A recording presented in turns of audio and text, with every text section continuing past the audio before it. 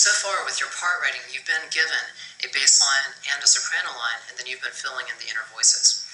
Well, now you're actually going to start creating your own soprano line.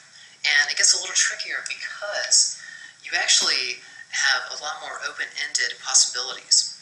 For example, if we're looking at this here, we're in C major, this is a 1 chord. That means that the chord we're building, as you well know by now, is C, E, G. So, for your soprano voice, you've got 3 possibilities. You can give the soprano C, you can give the soprano G, or you can give the soprano E.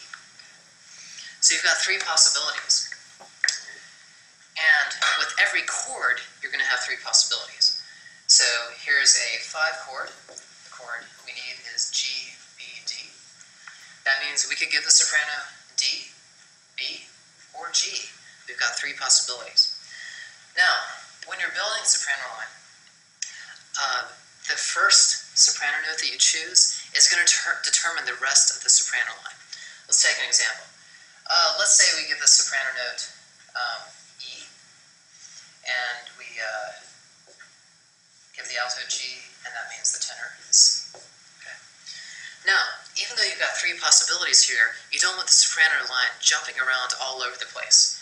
So you could put the soprano line way down here on G, but the soprano's not going to like you very much. And believe me, when a soprano gets mad, you don't want to be in the same room with them.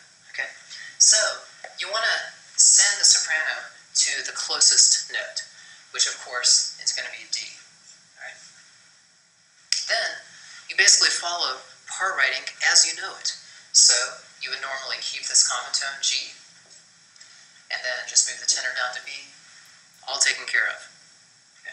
The same thing when you get to this chord. You don't want the soprano note jumping around a lot, so you would of course move the soprano back up to E, and then fill in the rest of the voices with the part writing rules that you're already well aware of. Okay.